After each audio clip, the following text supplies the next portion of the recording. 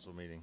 We will start, as we always do, with our prayer for the NCH City Council and then our Pledge of Allegiance. So if everyone would please stand. God our Father, we are all your servants. We trust in your mercy and love. We trust also in your guidance. Direct the meetings of this council of North College Hill to make good decisions for all the people who live in our city. Give all the members of this council wisdom and insight to know what is best for our city. Help us to be fair and just in all our decisions. Bless us all to do the very best we can. With your help and guidance, we pray this in your name. Amen. Amen. Call this meeting to order. I pledge allegiance to the flag of the United States of America and to the republic for which it stands, one nation, under God, indivisible, with liberty and justice for all.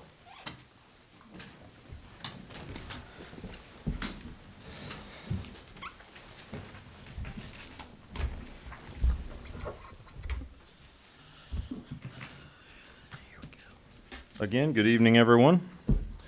Mr. Hedger, when you're ready, please call the roll. Dukestein. Present. DeWald. Here. Underwood. Here. Alexander. Here. Zorb. Here. Blythe. Here. Anderson. Here.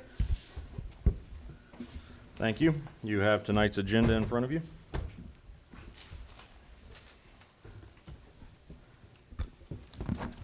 Mr. President, Ms. Zorb? what was I going to say? I'd like to make a motion, we adopt the agenda as presented. Mr. President. Yes, Ms. DeWald, DeWald. sorry. I'll second that. All right, motion by Ms. Zorb, second by Ms. DeWald to adopt tonight's agenda as presented. Any discussion? Please call the roll. Dukestein. Yes. DeWald. Yes. Underwood. Yes. Alexander. Yes. Zorb. Yes. Blythe. Yes. Anderson. Yes. Motion passed 7-0. Thank you. Next, you have the minutes from the 10-3 meeting. Mr. President, Ms. Anderson. I'll make a motion to adopt the meeting minutes from 10/3/2022. Mr. President. Ms. DeWald. I'll second that.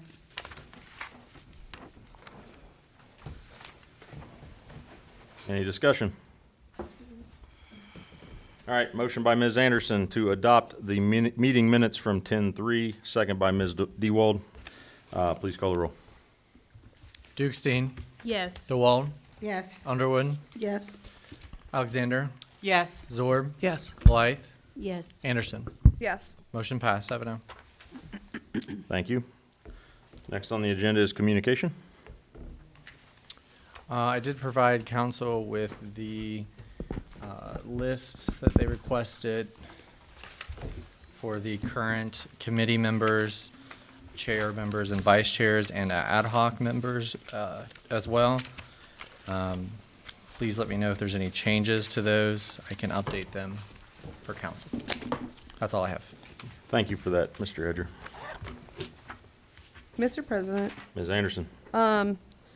I think one for the ad hoc is the RETA delegate, right? Or is that a different list? I believe you are correct. Okay, I'm pretty sure I'm the RETA delegate. I could have emailed you that, and I'm sorry I didn't.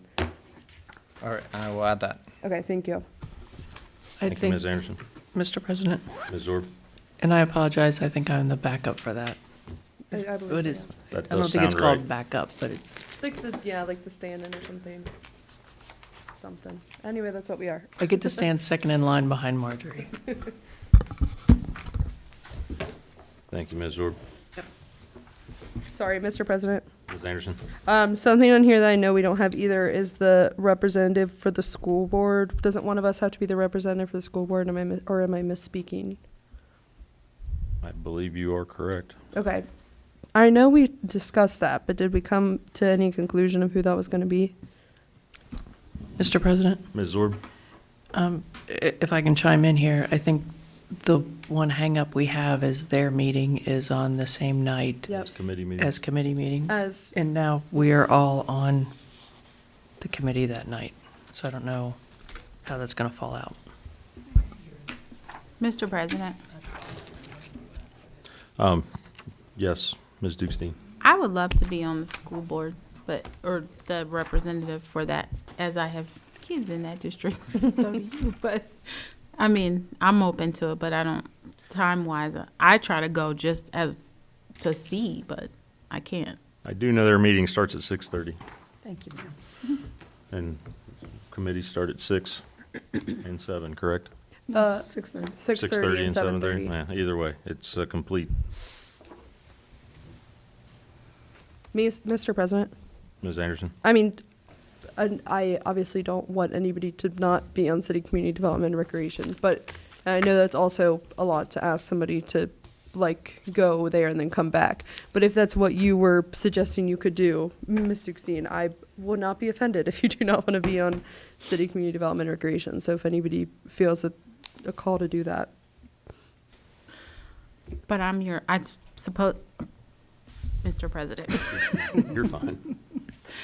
I am co-chair, Vice Chair, yeah. so I would need to step down. You want to just think about that and make a decision by the next meeting? Yes. Perfect.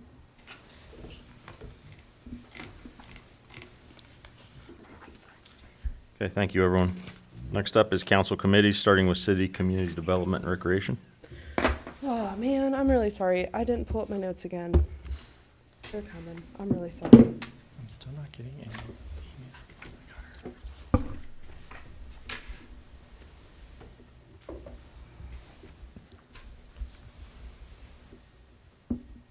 Okay, sorry about that. I need to be better about pulling up my notes before the meeting starts. Okay, so we began with a presentation from Hamilton County Resource, or I think it's Hamilton County Resource from Gage Bradford.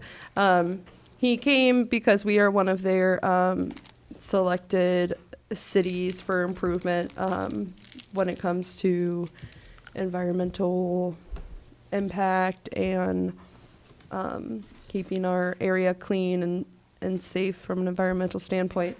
He gave us kind of what his job is to do for the city, ways that they're hoping to target it, what we need to do as council, kind of what our expectations are as leaders of the city and how to go on from this. He had a lot of really great information, something that I think all of us are really interested in, which we know is a big issue in our city, is that there is, through him, a full-time sheriff whose sole job is to help cities handle and prosecute illegal dumping. So I know he asked us as council members and as citizens to, if we do see a need for that, to please hook him up with the people who are needed. So I know that a lot of us had made sure that has happened. And if anybody out there in TV land needs information on that, I know his information's online, or all of our information, so just reach out and ask for his email. We then went on to have an update from Ms. Clear.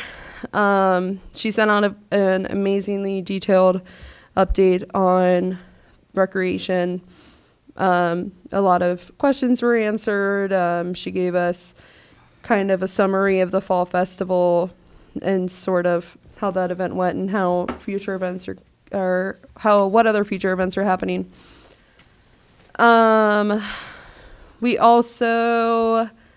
had, since Mr. Bradford's presentation was so detailed, we had to skip a few of the other things on our agenda, but we're coming back to those. One of those was the money for the renter's registration fee and how we as a committee would like to go forth with that. We're coming back to that soon. I also gave an update on our firework legislation, which I know Mr. Dieters is here. I know he's working on that. He and I talked about kind of his thoughts about that, and I know he's working with Mr. Chief Fells, sorry, I couldn't think of the word chief, with some things I couldn't answer because I'm not a firefighter and I don't know about fireworks. So I know they're working on that, and I'm sure it'll get to us as quickly as it can. We didn't have any old business and we didn't have any new business. We adjourned at a time that I didn't write down, but I will figure out. And our next meeting is November 14th at 6:30 here in council chambers. Thank you, Ms. Anderson. Next up is Budget and Finance. Hello. So our meeting was Monday, October the 10th, from 7:30 to 8:30. And our first item on the agenda were the changes to Ordinance 10. We kind of merged and hodgepodge, jumping back and forth between Ordinance 10 and 11.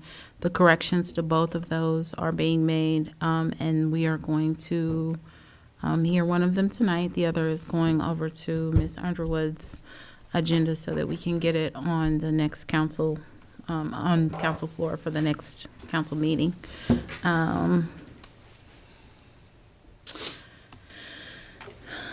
Then our next item on our agenda was code enforcement. We talked a lot about discussing the line item, how much would be appropriated, that's in Ms. Anderson's committee, and just once she discusses it there, then she's gonna bring it back through finance so that we can push it over to council floor for the financial end,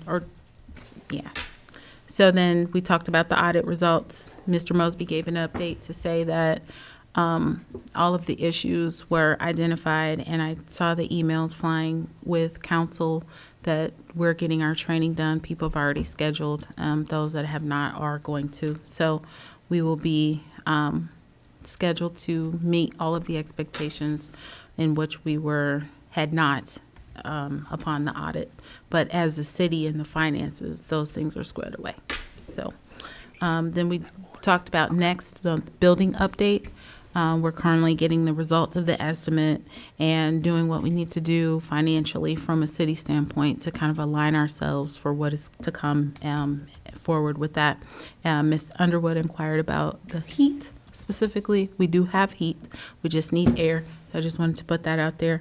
And hopefully by the spring, we will be looking at something different than that. So, and then we talked about the senior levy and the update that it will be on the ballot for November 2023. And Mr. Dieters is still preparing that legislation for us to bring back to council floor. We also talked about the supplemental pay for LaWanda Willis, and we will address that at our next meeting. We did not get to that. We did not have the actual or new ordinance to even talk about it. So that'll be on our agenda for next time. And then in new business, Ms. Zorb requested that we find money to put forward for our traffic safety on the west side of Galbraith. Our discussion took place regarding the different safety measures that could be put in place as cars try to go around. This topic will be pushed to Public Safety Committee so that we can kind of get some resolve there. And then we adjourned at 8:58 p.m. And our next meeting will be November the 8th. 14th. Okay, November the 14th. Yes, November the 14th at 7:30 to 8:30 p.m. Thank you, Ms. Dukestein. Next is Rules and Public Policy. Thank you, Mr. President. This committee has not met since the end of September. Our next meeting will be October 24th at 6:30. Thank you. And Public Safety? Thank you, Mr. President. This meeting has not met since the end of September. This committee hasn't met since the end of September. Our next meeting will be on October 24th at 7:30. Thank you. Are there any ad hoc reports this evening? Mr. President, Ms. Anderson? I have my notes pulled up. Look at me. For the Code Enforcement Task Force, which I know Ms. Dukestein mentioned in her committee explanation report. Thank you. We met on Thursday of this past week. It was a really great meeting again. Got a lot done. The nice thing, in my opinion, is about having this task force is that it gives set aside time and space for us to really dive deep into what our code enforcement is currently, which has kind of allowed us to fix a lot of our problems without having to do anything. We kind of noticed that the solutions were already there for us. We just kind of have to take advantage of them. So a lot of that was just kind of discussed, just realizing certain things in current legislation that we already have that we don't really need to address because we already have it. But nothing concrete was really done. We just have to, we discussed more of how we possibly want to handle a nuisance abatement fund, how much money the code enforcement representatives feel they would need yearly, how we could keep that fund supplied without just continuing to take money from like another line item. We sent over our suggestions for some small changes to legislation and to that fund legislation to Mr. Dieters, who I know is in contact with the people who know more about code enforcement than I. So we'll have more concrete answers after our next meeting. This is, since code enforcement is so large, we've kind of come to the conclusion that this is going to be a much larger process than done in a few meetings like we had hoped. But the good thing is we're moving forward and things are getting done. So I'll keep you guys updated when I have updates. But that is all. Thank you. Thank you, Ms. Anderson. Any other ad hoc reports?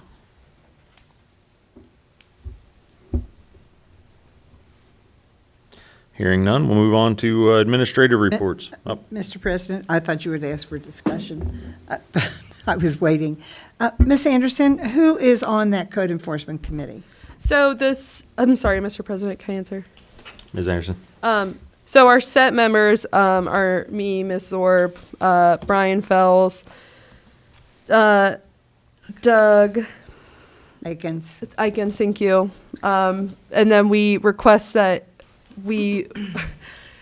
so those are the 4 people who can consistently be at each meeting. And then Chief Strand has been having some personal things he's had to deal with recently, so he's been sending representatives.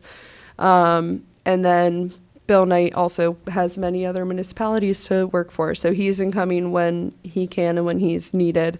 And then Scott Ritter, we've been having him come as well because he's the one who has to prosecute these laws that we're making.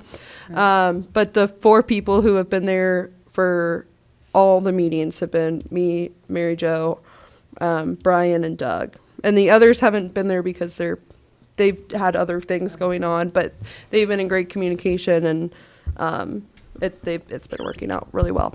And then can you remind me again when this meeting takes place? Whenever those people have available time. Okay. I mean, we have one scheduled for November, but it's just kind of whenever everybody has a few free hours. I'd love to sit in. I know I have no voice at that meeting, but I would love to sit in to listen. Okay. Yeah, if you want to send me an email, I can see. Perfect. All right, thank you. Mr. President, Ms. Blythe? the next time when you know there's a code enforcement meeting, can you just email council, or is there a limit to the number of council members that can Mr. attend? Ms. Anderson? So I'll be kind of frank. I don't feel, and this is also advice that I've heard from our law director, it's not always fruitful to have so many cooks in the kitchen. And also, we can't have that many cooks in the kitchen. We're limited to 3 cooks. So we can't have multiple people come. We could only have one other person come. And then in addition to that, it's kind of hard. We're now on our 3rd task force meeting, and we have kind of an established set of rapport and kind of what things are being done and how they've needed to be done. Not that I don't appreciate outside voices, I really, really do.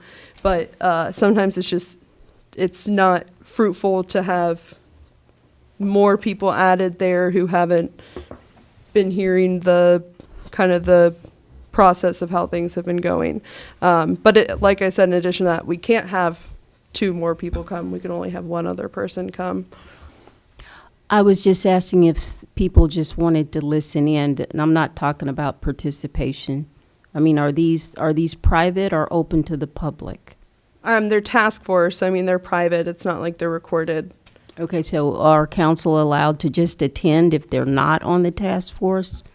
I would ask Mr. Dieters. Well, Oh, okay. they would actually be public meetings because they're a committee, so Okay. you do have to publish them. And but Ms. Anderson is right to the extent that if you have more than 3 council people, the additional council people would have to be there as a civilian, just watching it. Kind of as Mr. Wald said, you could go and listen, right? Mr. President. That sounds wonderful, and that's what I was asking. Yeah. Can we go to listen, not to participate? So it would be nice if council could get an email about the upcoming meetings. And I agree, if I have the time to attend, I would just listen. I don't have to participate.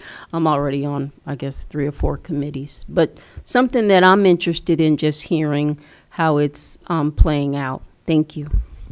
Ms. Anderson? I remember previously when I talked to you, Mr. Dieters, you said that since it was a task force, it didn't have, and we weren't making any decisions for anything, it wouldn't have to be like written down in notes or welcome to the public at all.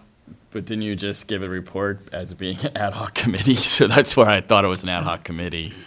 Like if you met individually with the, like the police chief or the code enforcement person, that would be one thing. But since you have it's a committee and you're reporting to council on it, then the law would indicate that it would have to be a public meeting. If you have just a task force that's reporting to the mayor or reporting to the city administrator and you're not taking legislation on it, then you could have it as a private meeting. Okay, because that's not what I was told by you before. We must have had miscommunication then Okay. because, yeah, So, or I didn't have all the facts. gotcha. Yeah. Because okay. Okay. Can I discuss this with you later then? Because I'm a little confused. Mr. All right. President, Ms. Dukestein? I don't know if Ms. Anderson feels comfortable sending out the email to council, but I promise I will not be a cook in the kitchen. I won't even be an attendee at the kitchen, so you can send it out. Yeah, Mr. President, if I could just mention, and this isn't Dieters. legal advice, this is just 28 years of working with school boards and councils and so forth. You have a committee process for a purpose, right? So a committee dives down pretty deep into what you're dealing with and gets a lot of information, and then that committee has to come back to you as a council. Like if you're going to make code changes, right, or you're going to do enforcement changes that you're going to require legislation to do, you would have to vote. And so technically the whole process is you put those people on that committee because you trust that they'll dive deeper in and then they'll make recommendations. And then at that point, you'll be able to discuss them and ask why was this recommendation or that recommendation made. If you get too many people there, then you might as well just do it at council and create the legislation at council with all of you there. But that I don't know if it'd be the greatest place to do it because it's a lot of different voices. So I do agree with Ms. Anderson and the indication that it's probably best to let those people on those committees dive pretty deep into those things and then trust that they'll give you recommendations, and then you'll be able to ask and discuss, why are we doing this or why are we doing that? So I know that, but I also know this is a pretty important issue in the community, so there's a lot of interest in it, but trying to find that balance is sometimes hard, so. Mr. President. I had Ms. Underwood first. Okay. Oh, I just wanted to add my voice to Ms. Dukestein and assure you and reassure you that I have no intentions of ever coming to that meeting. Go ahead, Ms. Anderson. So what the intention was originally is that this task force was going to have its suggestions for legislation that would then go to a council committee that could then consider that legislation and if we would want to take it to council floor. That was the original intention for the task force. So is that, because it's not a council committee, it's a task force of the different, like the people who are writing the legislation, the people who would be enforcing that, and then the people who would be judging that legislation in a court setting. And then our intention, and I think I discussed this with you originally, and maybe that's why there's miscommunication, that task force was then going to then come back to City Community Development and Recreation or whatever appropriate committee, give the suggestions for the change of legislation. Then that committee would then look at the suggested changes for legislation and consider what to bring to council. So whenever you're dealing with this issue, it's not necessarily a real, black and white type of thing. Okay. A lot of times there's a lot of gray when you're talking public meeting type issues.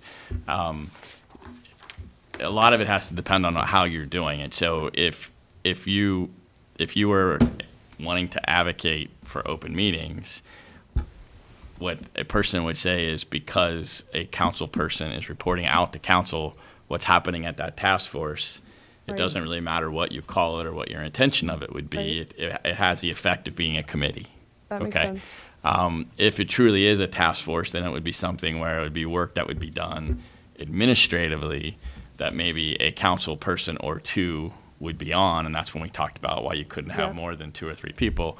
And then you would at some point at a public meeting report out to a committee, the appropriate committee, whoever that committee would be, as to what your recommendations are. So you just kind of have to decide what the process is that you want. So then would you then suggest, like, I not give ad hoc reports, just kind of wait till it's all done and then give a report back to the appropriate committee?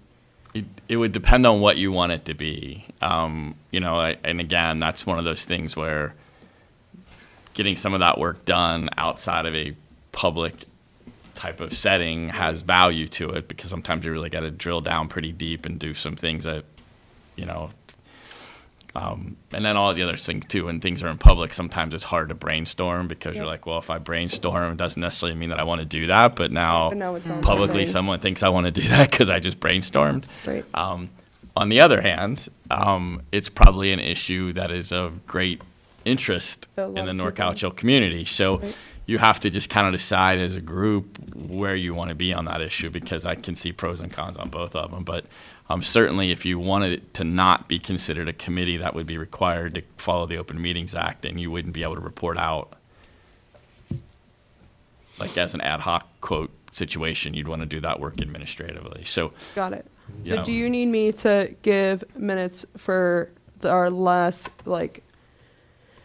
do I need to then have the minutes from this meeting that I just gave an ad hoc on, filed back there? well, Since I gave an ad hoc on it, and then from now on, I can not give ad hocs?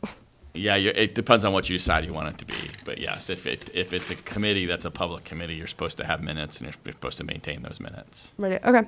Yeah. Thank you. All right, thank you, everyone. We'll move to administrative reports. Good evening, Madam Mayor, the floor is yours. Thank you, Mr. President. I just had a couple of things. So, because the weather has changed so quickly, I think it would be I didn't notice. 78, 68 last night and 3 today, it feels like, for the non-coat wearers. So, I think we'll have September as our last Food Truck Friday, and we'll just start those back up in the spring, March. Do we do March or April? I can't remember. March sounds good, the first Friday, unless, we come up with an additional date. I just would like to thank all of our citizens that came out, and to the participants. Without them, we wouldn't have a Food Truck Friday, so thank you guys for coming out and sharing and blessing us with your good food.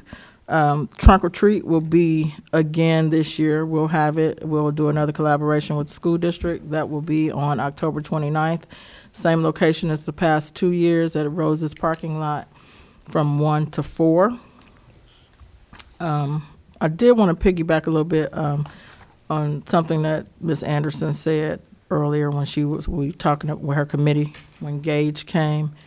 He did, when I met with him, he did say that he needs the participation of the city in order for the program to kick off and to even flourish and to do anything. He says he can't bring all the ideas.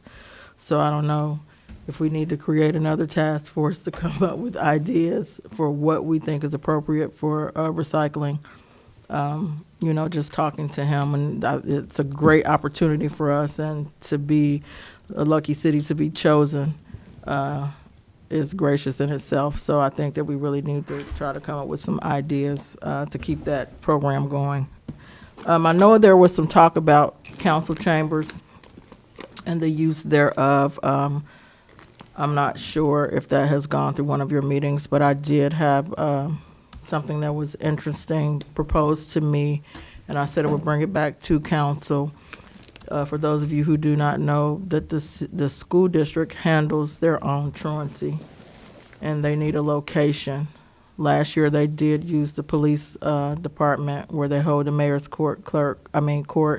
I'm not sure what happened, but they were asking if on Wednesdays, it's usually from 9 to noon, if they could use council chambers just to hold their court. And they do it on Thursdays as well, not every Thursdays. I told them I would ask. I told them that there was a meeting that was supposed to take place where you were going to decide what happens with your chambers when no one's using it.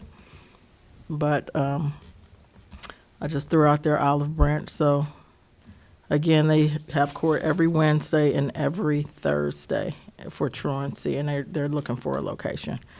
Mr. President. Ms. Underwood. I'm sorry, Madam Mayor, that I just wanted to jump in there because if I don't, I'll forget. Ms. Clear has created a process for that. So if they can just reach out to her, because we just don't want two people or two groups to have the space or reserve the space at the same time. Okay, so it is an option. It is an option, absolutely. I'll let them know.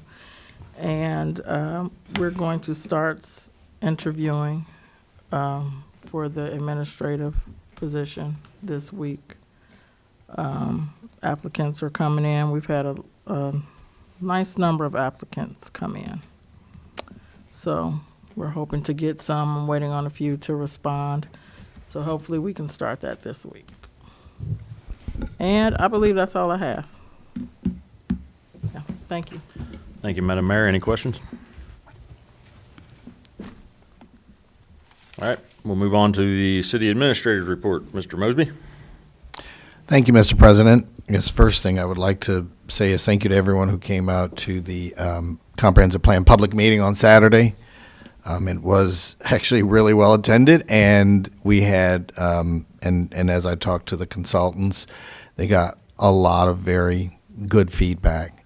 So they were very pleased with the turnout. I also want to thank the DAV Chapter 115 for preparing hot dogs, hamburgers, potato salad, drinks. So they provided meals for everyone, and in exchange, they were just asking for donations for the chapter. I do want to say that our DAV is very active, and they're a very valuable part of this community. So if anyone is giving, I would ask that they certainly consider giving to the DAV Chapter 115.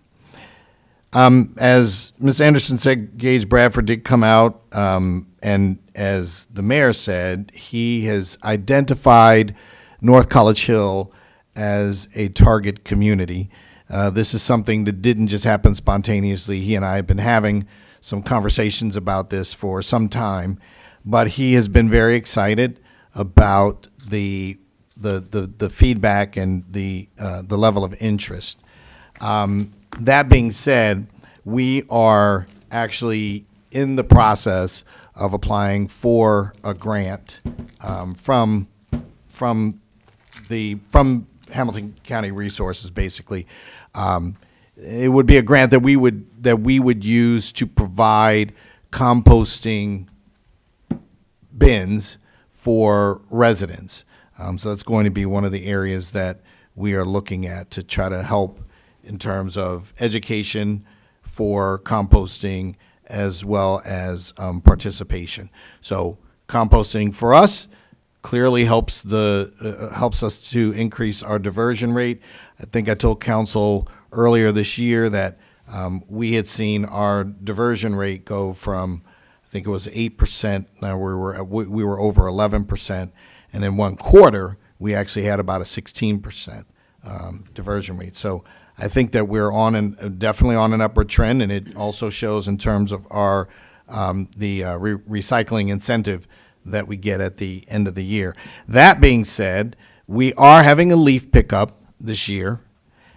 The dates for that will be Saturday, November the 12th, Saturday, November the 26th. I'll come back to the 26th in a moment. And then Saturday, December the 10th. So I'll put it out here, and then I'm working with Rumpke so that we can also have something mailed out. But what's important for everyone to remember is if you have your leaves, please make sure that you put them out Friday night, not Saturday morning. I say that because they come by pretty early on Saturday mornings, 5:30, 6 o'clock. So some people think they can get up on Saturday and put the leaves out. By the time they get up, the truck is already come and gone. So I do want to encourage those who would certainly like to participate. That will absolutely help us as far as our diversion rate goes as well. So going back to November the 26th, just one FYI, we will have a Christmas tree lighting again this year. I did talk to the manager over at Perkins. He's a new manager, but he's very excited about the event. So it will be on Saturday, November the 26th, which is 2 days after Thanksgiving, and it will be, of course, at sunset. So it'll be very much like we've done in the past 2 years. Ms. Dukes-Dean had mentioned something about building renovations. I just wanted to remind all of council that right now it has just simply been a rough estimate. But we did have a team come in to look at it, but they were already kind of just giving a ballpark figure of $3 to $5 million if we were going to do the entire set of repairs, which would also include the west end of the building. So I just wanted to make sure that everybody was kind of aware of the numbers that we would be looking at if we were to do that. That being said, I know that there was a question brought up about the air conditioning here. Of course, last year I had said that we didn't because we were anticipating that we were going to be in here. It does not appear at this particular point that we would be having much movement on that. So I will talk to Public Works to make sure that we get the air conditioning repaired during the wintertime for next year. I think, Mr. President, that's it for right now. Thank you. Any questions for the city administrator? Mr. President, Ms. Anderson?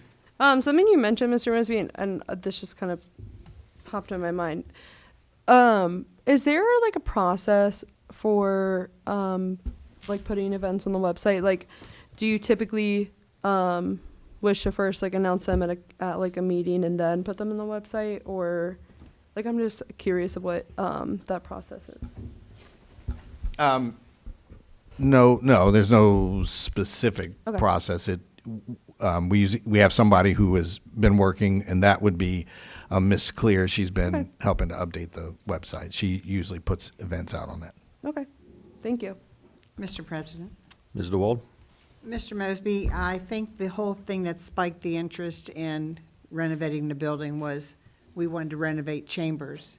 And an amount of, I believe, $23,000 was put into the budget without conferring with another consultant to see what it would cost just to do the chambers. When you are talking with someone, have you considered just getting an estimate for the chambers?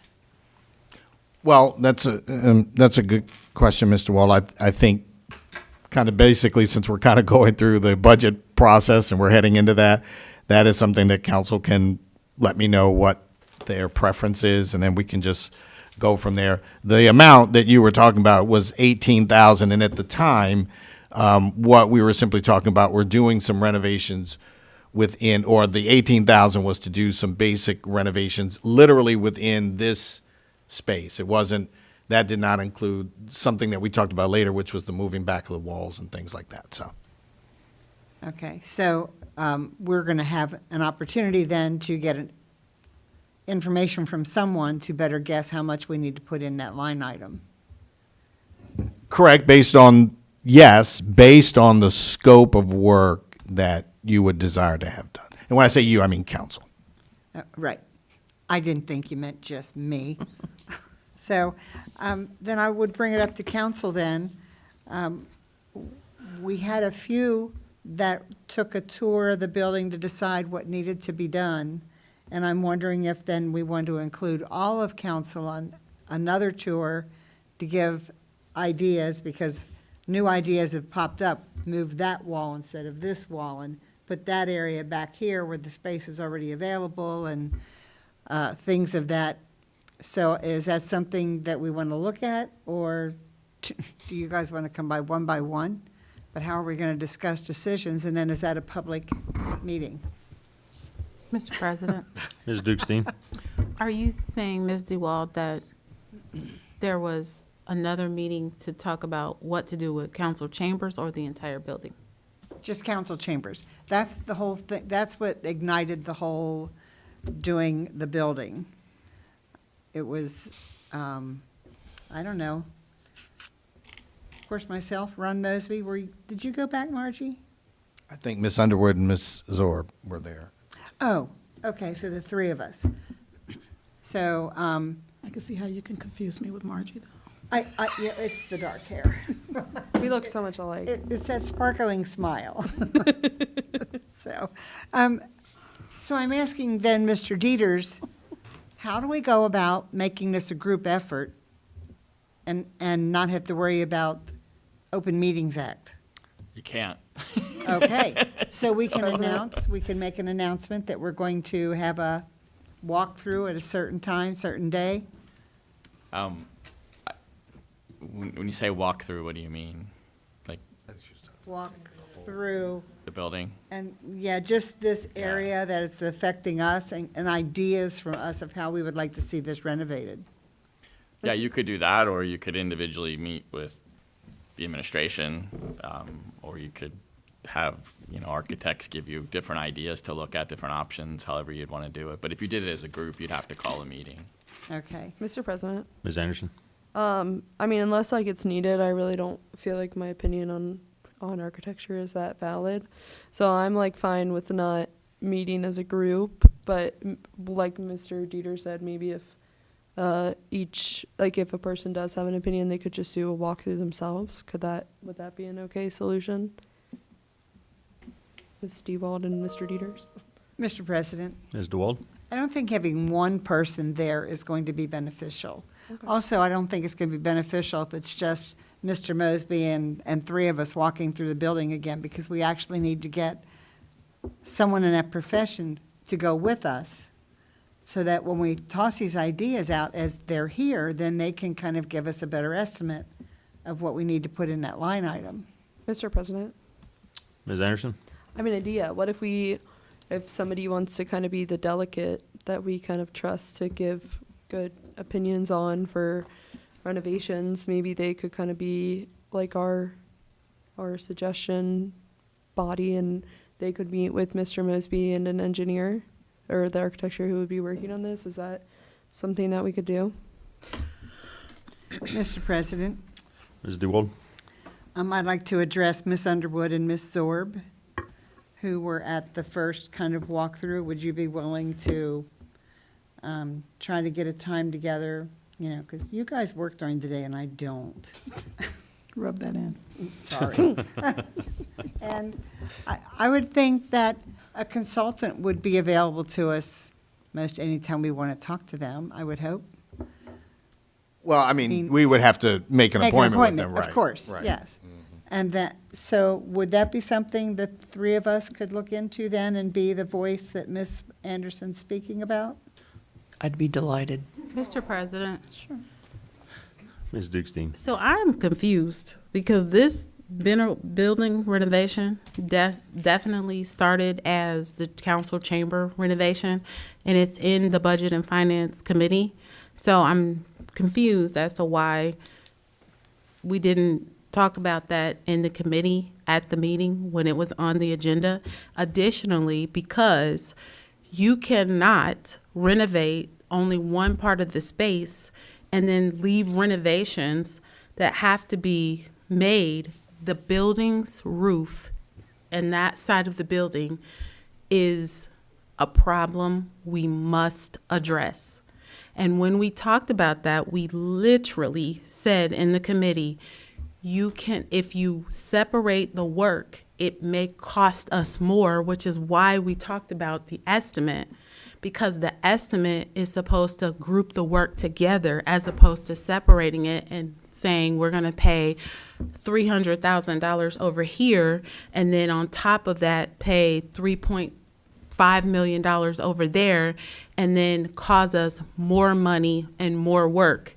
So I'm just confused. I would like to see this come back to committee to talk about it before we start creating another, because regardless of whether council decides that we're only going to renovate this council chambers, it still was in the Budget and Finance Committee, which we had on the agenda, which no one talked about at that meeting. Mr. President, Ms. DeWald? we all went through the process of looking at the 2022 budget for this year. So the assumption is that some of us weren't here at that time. We have newbies here. It started with renovating this area, that area at the other end of the building.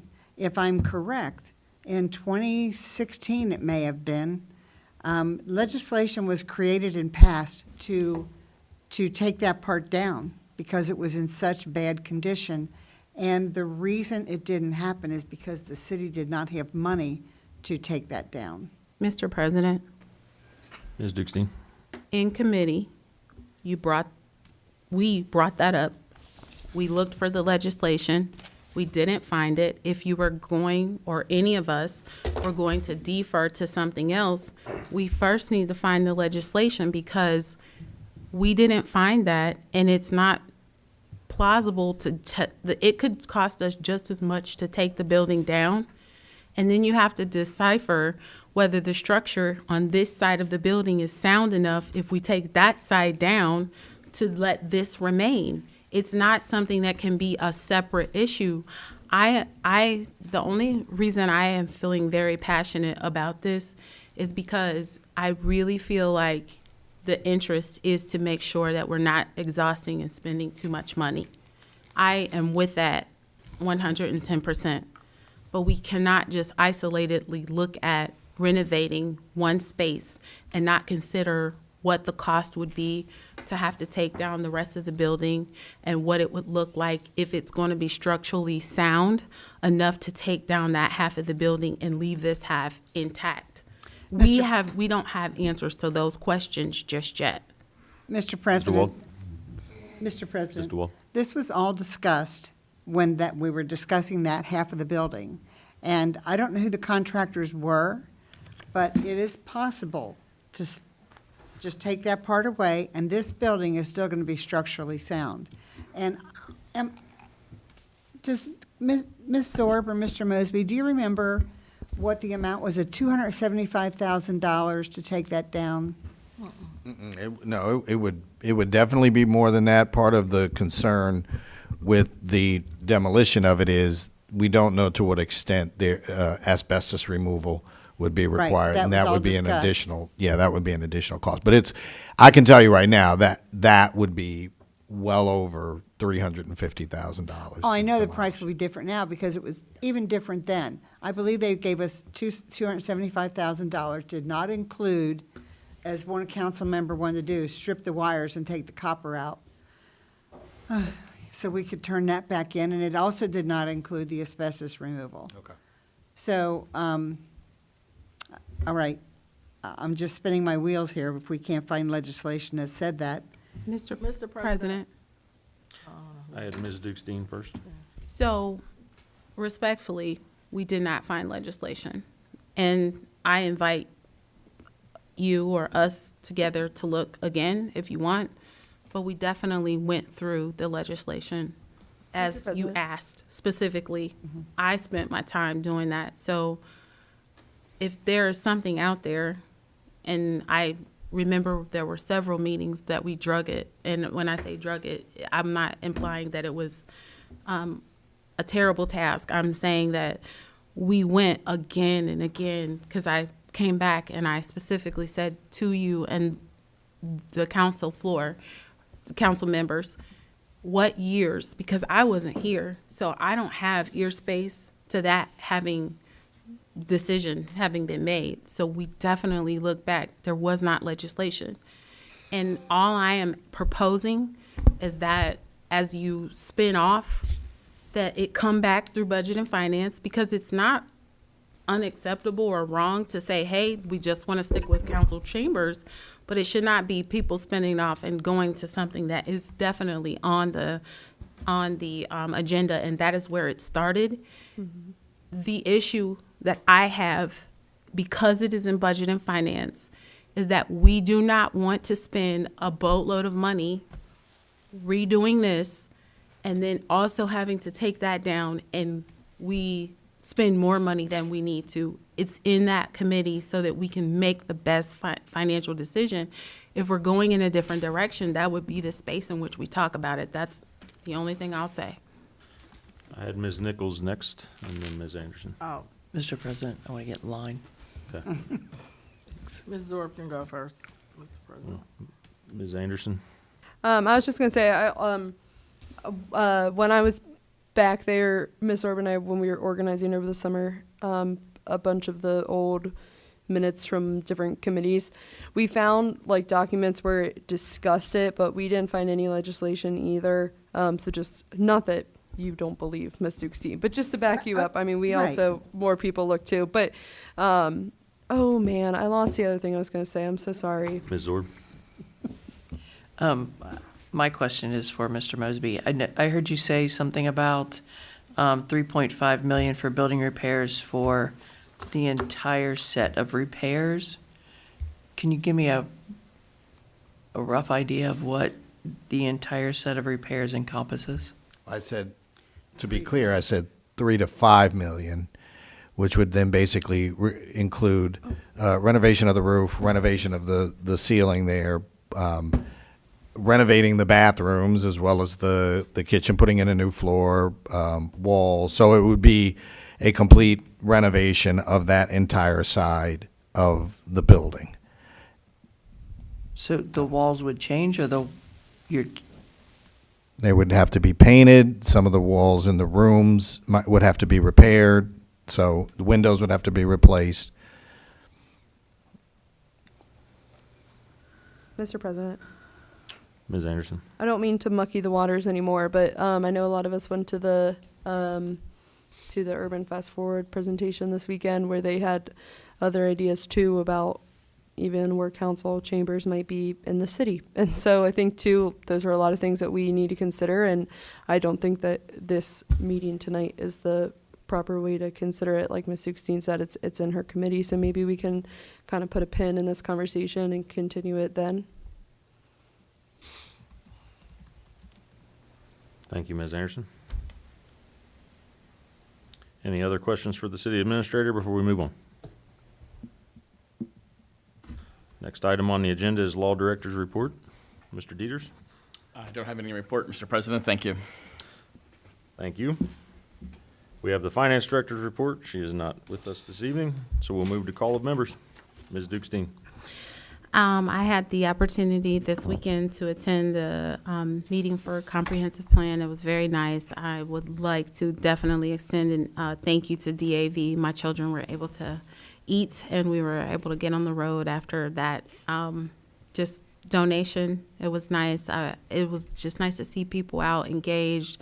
The conversations I overheard, I participated in, were all like super, super enthusiastic. I specifically heard one person that is a resident say that she was out, she was deciding to move, and with having attended that meeting, revitalized her, and she was feeling like North College Hill is someplace she could stay for the next 15 years, just the enthusiasm of what is to come. So I definitely think it's fruitful to get on the planning part of this, and I'm glad to be a part of that. So that, I just also had an opportunity this weekend to attend Blink in our neighboring city, Cincinnati, which was super nice, and it extended all the way up through Clifton and involved high school students. So just in lieu of the arts and things that are just awesome, I wanted to just acknowledge that.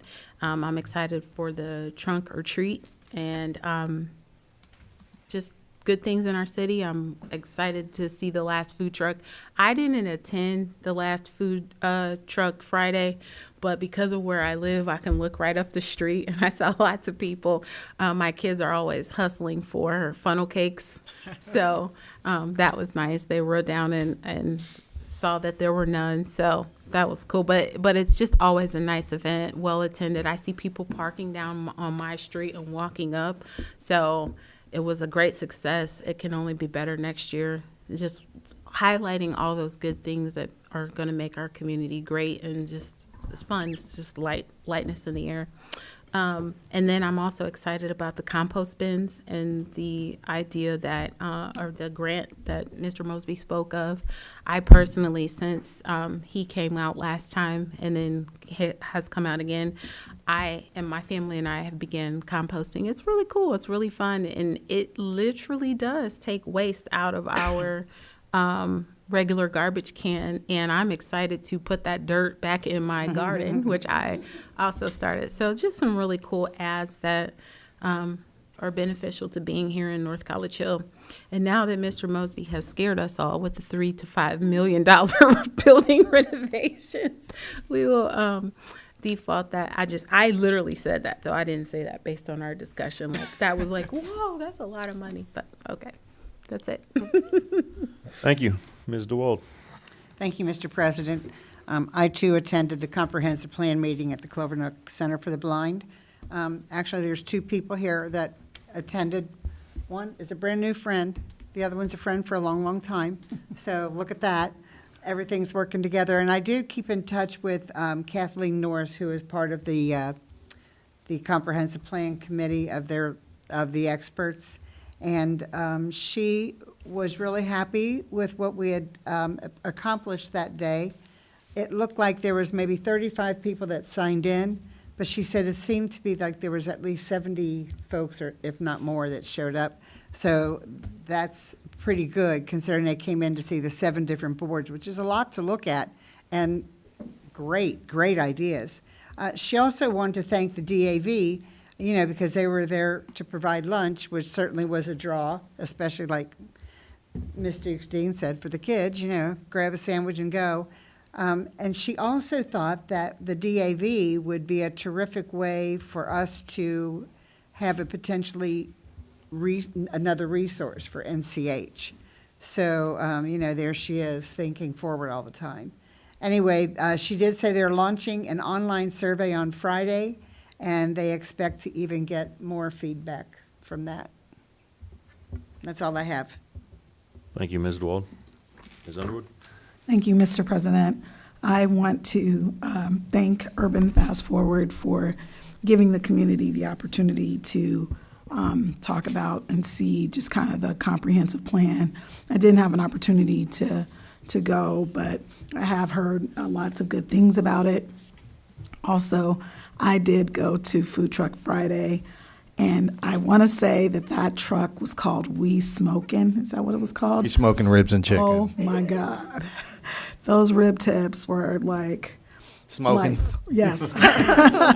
So they were so tender, and they told me that they normally park over near the Board of Elections. So I just told them I would give them a shout out. And there was like a ton just for a reasonable price, and just so many. I was just like, wow. So just very delicious. Thank you so much. And so I look forward to when that starts back up next year. And that is all I have. Thank you.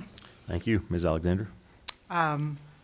Speaking of wheat smoking, very good food. I actually graduated with the owner, so I've been a long-time patron. I've followed him all over the city. Excited for what North College Hill has to offer, the different events, the lighting of the Christmas tree, truck or treat. I tell you, I always participate in that, whether my kids are with me or not. I'm out there, with my donation, and just seeing the community come together and the happy faces. Like I said, I'm excited for food truck to start back up in the spring.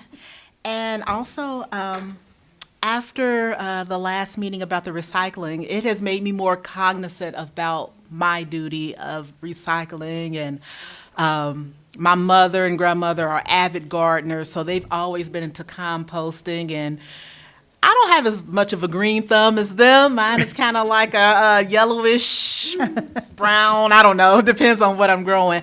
But like I said, I'm excited about being more cognizant of, what I do for the earth and our community.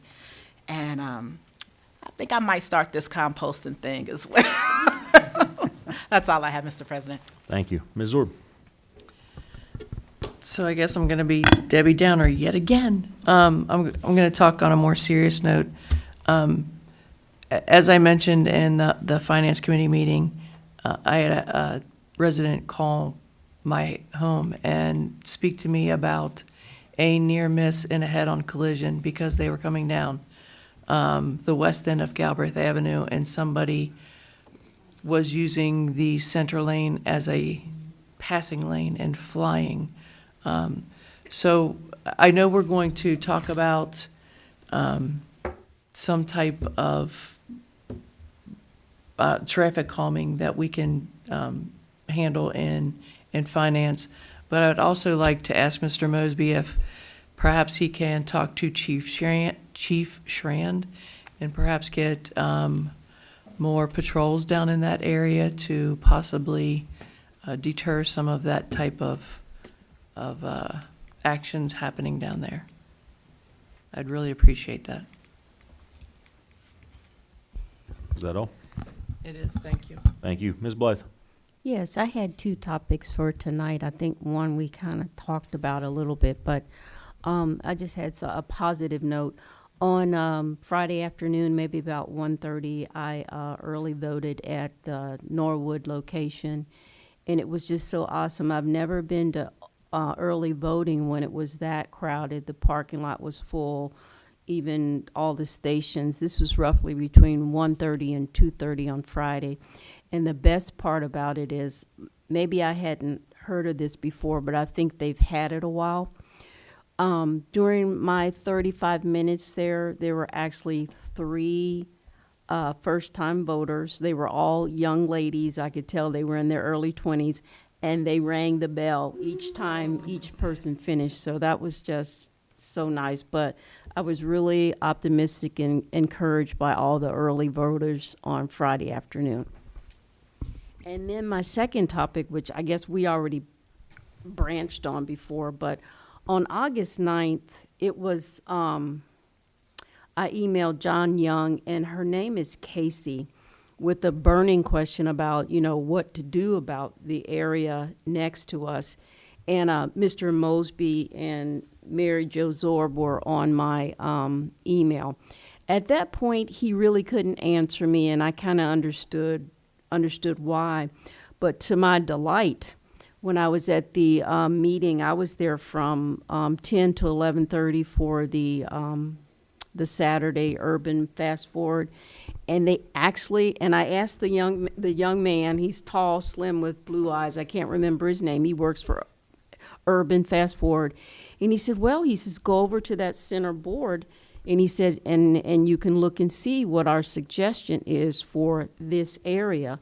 Believe it or not, he actually told me, because I emailed August 9th, because it was the night after we actually started talking about remodeling the full building. But their plan for this area here is not to keep, this is what their suggestion, is not to keep the gymnasium, but they want to set up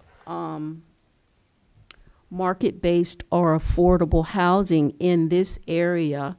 They want us to do that by 2043, because they said this is a residential area and it should have houses or some type of living. And this was, you said his name was?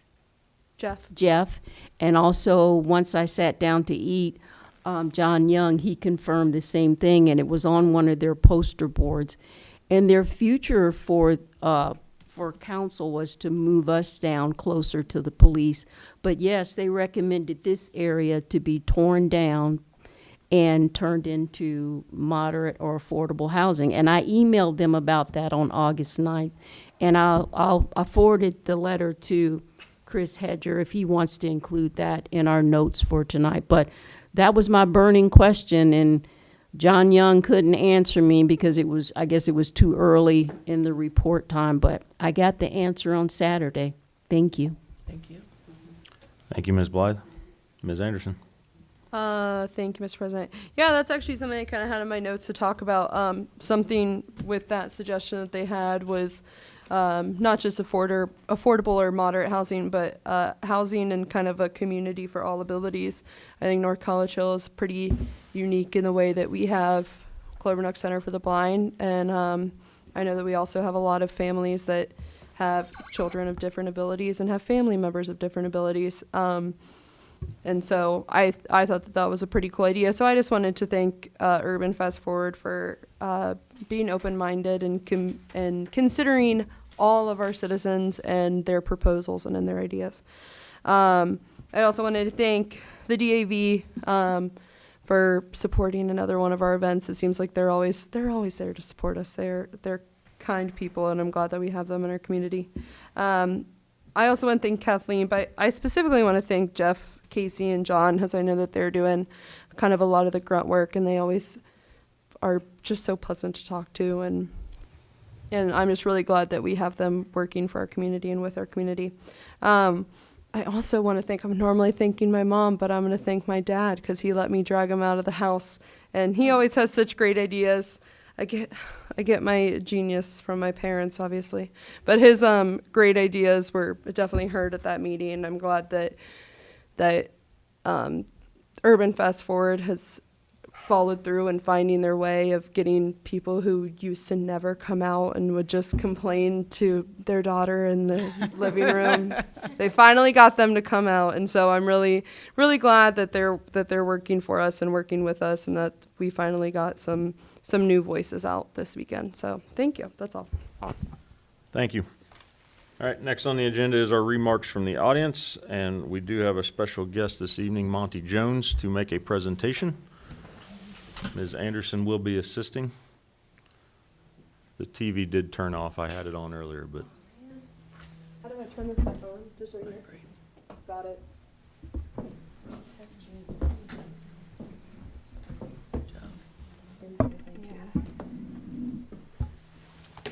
Someone's phone ringing. I hear it vibrating. Yeah. It's not mine. It was mine. Do you want one of us to stay here in front of school for you? Oh, or I do you can. want to? I'll do it. You Sure, I can do it for you. No, because I'll know like when to. Okay. Do the expert on it. All right, all you. Let me see if the button. Oh, Do you perfect, want I can chair? see the buttons. Here, you can use the mouse. All right, well, if you don't talk on the microphone, they can't hear you. Thank you. You can put the laptop on the podium. I'll make it work. Hello, my name's Monty Jones. I use they, them pronouns, and I am a North College Hill resident, and I also make art. So I had the idea or concept for street murals in North College Hill. Oh, okay. So some inspiration for this is I've worked on street murals across Cincinnati. This is on Pleasant Street in Over the Rhine, and that whole street is covered with fun murals. Okay. So again, Pleasant Street, it connects Washington Park and Finley Market. It is not a high traffic area by car. It encourages foot traffic, and it also promotes beautification of the street. Also, this is North Side, so that's me, so that's proof that I have. Because I was scared you guys were going to be like, we don't think you actually, anyway. And so that's another painting I did down in North Side. So looking at North College Hill, so in the green lines is kind of like the business area. And then, so something cool about North College Hill is all the alleys, at least I think it's cool. And so I've biked and walked all of the alleys. Some of them you feel like you're in people's backyards. But I don't know, it was a fun little bike path. And just looking at the streets and thinking where could like painting on the streets occur. So I was thinking an alley. So why an alley? Well, one, I like to paint on the streets, so it's either a street or an alley. Alleys aren't driven on as much as streets. Alleys are like the city property. They're not like a driveway. Also, public art is for the residents, so it doesn't necessarily need to be like on a billboard everyone will see driving through North College Hill. It can be something that someone just sees when they're walking their dog just because they live here, because it's really for the residents. And then beautification, having art in the alleys could inspire people who live around the alleys to help keep them clean. If we show that we are invested in the alleys, they may be as well. So the target, the alley I identified was Alley B. So you can kind of see runs parallel to Galbraith Road, and it also intersects with 3 alleys. I'm assuming it used to with First Alley, but second, third, and fourth. So you can kind of get a visual idea in your mind. So why Alley B? Alley B is freshly paved so well. I have painted on so many street alley. I mean, you guys probably know when it was paved, but it is so freshly paved. It's so beautiful paved. But also, it's not in anyone's backyard compared to the rest of the alleys where it's like, oh, I'm like biking in someone's backyard. Where Alley B really connects like residential with the business area. And it's walkable, and it's also near the residential areas. So along Alley B, there are some limitations of I would love to just paint all of Alley B, but starting from the left, I guess, it's less of a residential area. It's more like semi-truck parking, and it just doesn't feel as residential. And then there is it's just the parking lot, but I only ever see semi-trucks in there. I don't know if you guys know about that parking lot. I don't know. It's interesting, but and it's also not paved the same the rest of Alley B, right where that second blue arrow is. And then there's the busy North College Hill parking lot. And then on that final block right before the skyline, the houses have a lot of no trespassing signs on the sides of the home, where I feel like if we were to put an alley, that would attract people, pedestrians, foot traffic. And I don't think that if they already have no trespassing signs, they'd be excited about something that would bring people to the area. But I mean, I didn't ask them, so I don't know. And then so the sweet spots that I found were the intersections of Alley B and second, third, and fourth alley. So these were the themes I was thinking of for the 3 alleys. So just flowers for the first one, something about birds and nature for the second one, the fourth one, kind of like a pond, and we'll go into them. So B in second, so you can get an idea of where it is. You can so we all know. Okay. So this is what it looks like. So if you want to imagine just flowers on the ground right there, look kind of nice. Okay. So this was the vibe I was thinking of. All right, then we can go to the next one. So B in third. So you know where it is. We can go to the next one. So this one is my favorite because it looks so pretty to me. Has a lot of trees. I just love this alley intersection. I think it's so nice.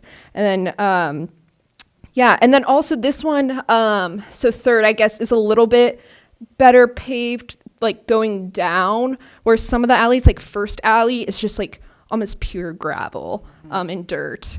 So, I mean, if it has a possibility at the very beginning to have a little bit of paint, but yes. And then, this was the idea for this part, something about nature and birds.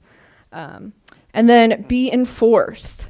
So we can get an idea of where it is, across from the church, kind of. All right. So this one, there's a really cool weeping willow tree. So that's where I got the idea for the pond. So just if we want to go to the next one, so if you just imagine little fish things, lily pads. Yeah, it's a pond. All right. So then, that's another just picture of it. Then we can go to the next one. So community input. I did go around and knock on doors already. Yeah, I used to work for the census too, so it wasn't my first time knocking on doors. But so no one around the first alley answered, but I can go back and make more attempts. Let me look and see what people said. If you can pick it up, okay. Yeah, so this being third, which is like the trees and the birds, they said they were on board. They wanted to keep in touch. Specifically, the person whose like white shed is visible there, I was able to get in contact with them. So like, because I wanted to make sure at least I got in contact with the people whose like properties are very close, especially like also the person with the weeping willow tree. I got in contact with them. But anyway, back to being third. Another person around being third said they were blind, so it didn't matter to them, but they thought it was a good idea. And then just like, I don't know, people were agreeable. Being fourth, someone said they didn't have any thoughts, but they thought it was cool. And yeah, then the person with the weeping willow tree said that if I was looking for signatures that they would sign, and they thought it was a good idea. So yeah. All right, so this is just for anyone who doesn't know about the time and the energy that goes into like painting these things. This is just like, so you can see like, oh, hold on. Sorry. No, it's okay. It's like that. I don't know if that comes, okay. Oh, well now that's there. Okay, so this is just so you can see like how much energy goes into these things, because it's not just like, oh, I take a spray paint can and I whatever, like I plan, I talk to people, I like biked all of North College Hill to find these areas. And then also when like you paint disposal is also a very significant thing. You can't just pour paint water down the drain. You gotta dispose of it correctly. Just like making designs, getting approval, so things like that. Okay. So I'm pretty naive to how all this works. This, may be too ambitious, but I was like, oh, come here, you guys can tell me like the idea, and then I could come back with the design, and then I could paint it. But yeah, we can just go to the next one. So again, like these are the theme ideas, just to refresh your memory. And then before I get to questions, I wanted to answer some like common ones that some people have already like kind of been talking to me about, so we can go to the next one. Will I have kids paint with me? So no, not at this exact proposal. So these three different proposal areas are, I like to think of them as crosswalk sized. So to do 3 crosswalk sized areas, it would actually take longer for me to have the kids, because I would be like supervising them, like editing their work. When I'm, pretty efficient, I've done this a lot. I know how to paint quickly, quicker. And so it would take longer, where if I was painting something the size of this room, then I would want to utilize children and things like that. Go back. Yeah. Will I paint mural at insert location here instead?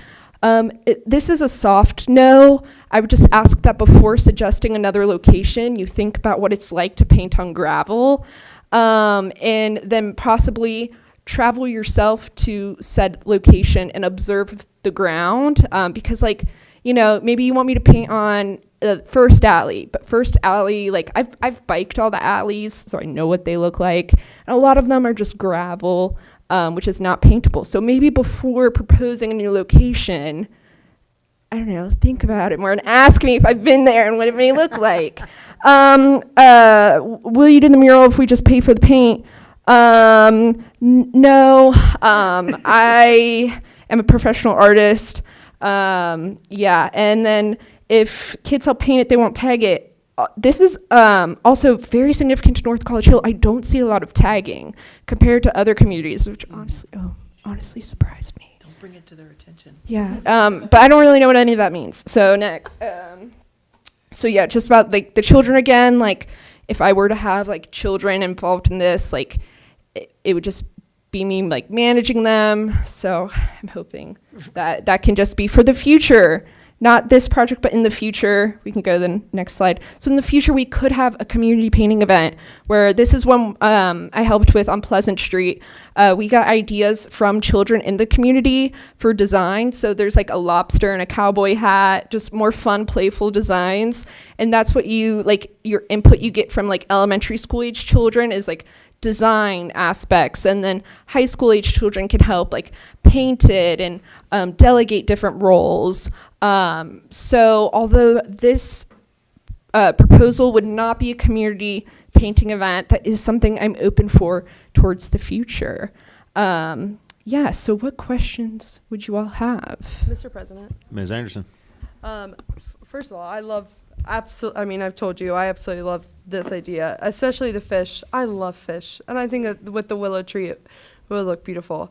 And something, just for clarity, Monty had been emailing me as the chair of city community development, and originally they were going to give this presentation there, and then they decided this would be better, and I'm very glad you did it at this public meeting, so thank you.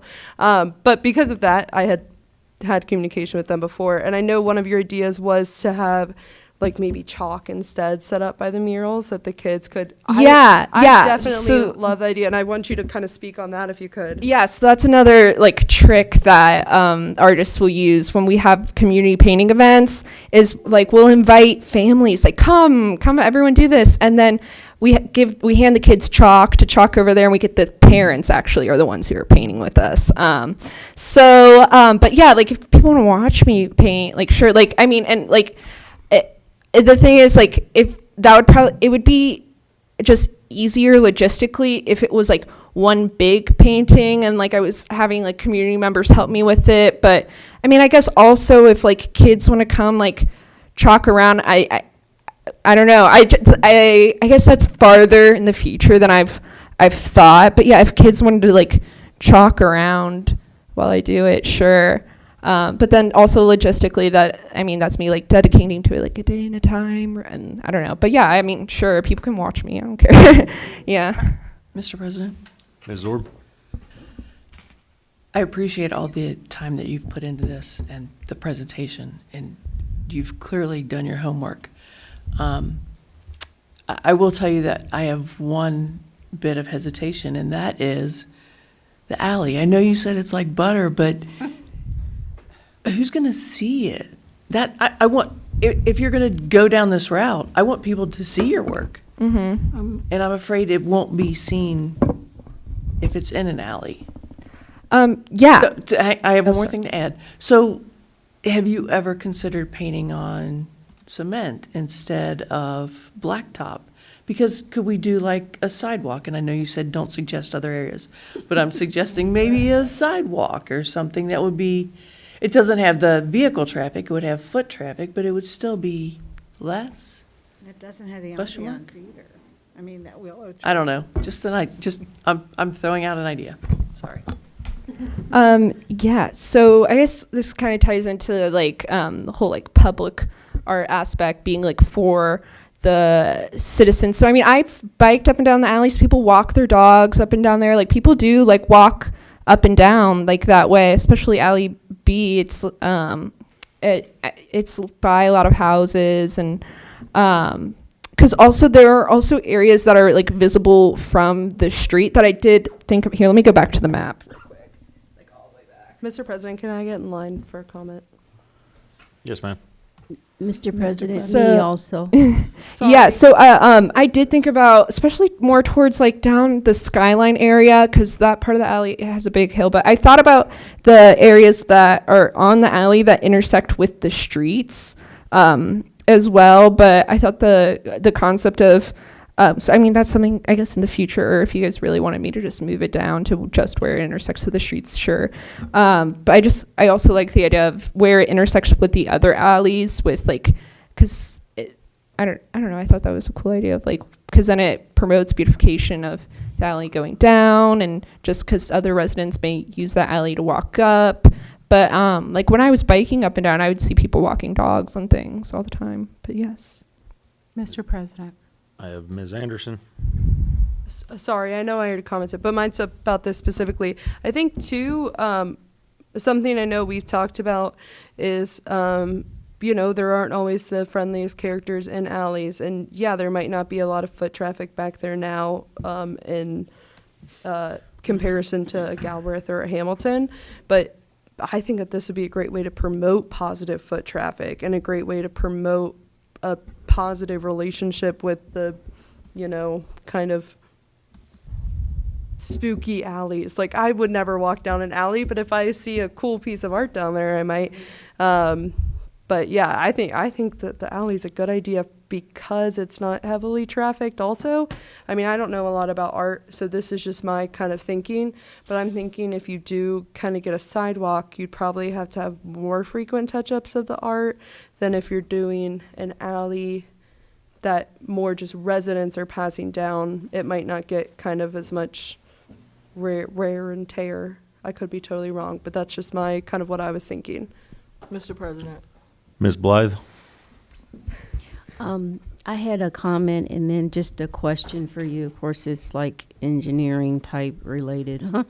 I think when I think about the alley, it would brighten up the alley and bring something to the alley. And I noticed you said that dogs, people with dogs, pets walk through the alley. And I would also think that a lot of the kids probably cut through the alleys, so that would be something for them to enjoy and be proud of also, just seeing that beautification. And then last, my technical question, which popped into my head. I work for engineers. When you paint on the blacktop, what is the average lifespan of the paint on the pavement? When you paint these, how long will they particularly last? I guess it depends on a variety of factors. Probably like without any touch-ups, like 3 years to 4 years. But I mean, I can paint pretty, I feel like I can paint pretty heavy where it would probably last a little longer. But, and then also I just don't know if do you guys what's it called? Snow plow this area or salt this area? Do you know if the city does? Yes. You do? Okay, well then maybe like 3 to 4 years. Okay, thank you. But then again, maybe more because I don't know if people drive it around. Anyway, I don't really know. Ms. Underwood? Thank you, Mr. President. First of all, I would like to say that one section of that alley is actually behind my office building. So I know that people walk through there, and especially when they're walking to school, because it's like my office is right across from the church, and it's right behind there. So people walk through there all of the time. I see that. They kind of cut through the parking lot. So I know that it's walked. I've cut through there a couple of times driving, but it's kind of narrow, so I don't really like it. But so I think it's a great idea, and I'm just kind of wondering, have you put together some kind of a budget or something like that? So, if you guys want to think what you think, what do you think like minimum wage should be for an artist, or what do you think an artist fair wage should be? And then you could times it by this many hours. There you go. Mr. President, can I get on the list for asking the question again? Mr. President. Thank you. Ms. Dukes-Dean? I thank you for coming out. It is a really, really good idea. 2 spaces where I've seen this. I've seen it a lot in Cincinnati, but, and I'm not trying to, like Ms. Zorp said, tell you where to go, but the alleyways I think, are an attractive space. My children and I were in Mexico, and then we are also in Puerto Rico. This is very popular. Yeah, I love Puerto Rico. I've been there once. And so, they have even the cobblestone streets. So I'm sharing that with you all because there's they have sitting benches, and then the bookcases where you can sit to change the essence, because they have a lot of alleyways, and it makes it safer for people who are visiting the area. And then they do those things where you find different things hidden in the pictures. So you see like a scavenger hunt, and then there's a code off to the side. So that's where my piece where I was I don't want to tell you what to do, but it really creates community engagement. As tourists, we did a bunch of those tours, and they were having an issue with their alleyways being safe, and that's kind of some of the things that they did to kind of turn that around. So I just want to share that. Ms. Nichols? Well, I actually think it's a fantastic idea. I think artwork the colors are, for some people, engaging, relaxing. I too have seen the murals downtown. So I could just think of it as North College Hill being the beginning of the blink for North College Hill. Yeah. Because I'll tell you the truth, I don't go for the lights. The artwork is phenomenal. I don't know who went, but the James Brown piece was amazing.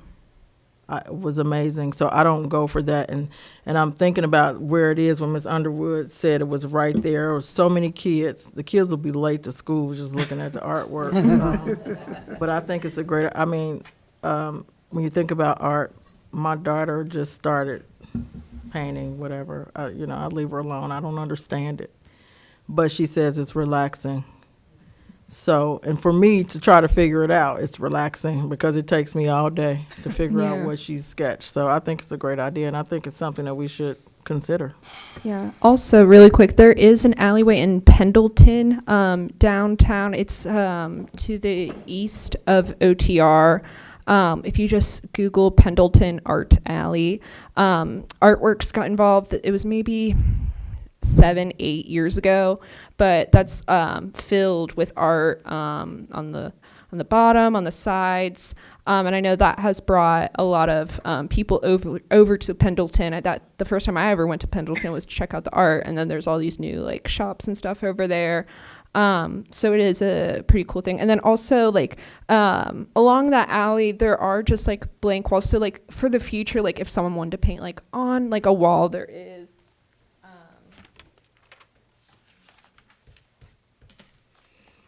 like especially at the B and second area, like right there is just fence, but there are like Buddy Rogers is back towards that way. Like you could do a music thing on the back of their wall.